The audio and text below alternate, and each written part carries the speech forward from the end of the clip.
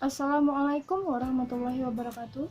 Perkenalkan, saya perwakilan dari kelompok hukum pajak yang akan menjelaskan tentang contoh kasus PT Asian Group yang terdiri dari penagihan, pemeriksaan, dan penyelidikan.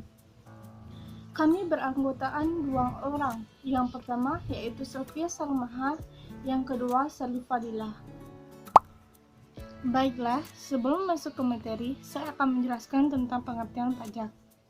Pajak adalah pungutan wajib yang dibayar rakyat untuk negara dan akan digunakan untuk kepentingan masyarakat dan pemerintah. Rakyat yang membayar pajak tidak akan merasakan manfaat dari pajak secara langsung, karena pajak digunakan untuk kepentingan umum, bukan untuk kepentingan pribadi. Sedangkan kasus pajak adalah pelanggaran yang dilakukan oleh oknum tertentu dalam mencapai kepentingan pribadi atau individu. Selanjutnya saya akan menjelaskan tentang penagihan pajak yang terjadi pada kasus PT Asian Agri Group. Penagihan adalah sebuah proses untuk menagih hutang, agar seorang yang memiliki piutang membayar sebagaimana yang telah dijanjikannya. Penagihan pajak dilakukan oleh Ditjen Pajak yang melakukan penagihan terhadap kasus penggelapan pajak di PT Asian Agri Group. Namun, Ditjen Pajak tak bisa langsung mengajukan tagihan dengan alasan harus memenuhi ketentuan tentang penagihan pajak. Pemeriksaan pajak adalah serangkaian kegiatan menghimpun serta mengolah data, keterangan, dan bukti yang dilaksanakan secara objektif serta profesional berdasarkan standar pemeriksaan untuk menguji kepatuhan pemenuhan kewajiban perpajakan.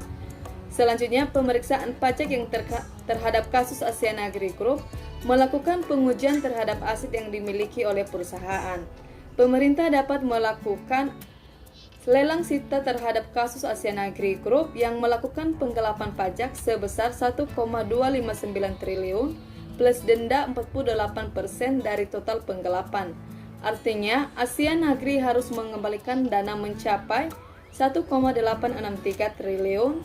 Selain itu, Asian Agri mendapat denda sebesar 2,5 triliun yang akan menjadi tanggung jawab kejaksaan untuk melakukan penagihan.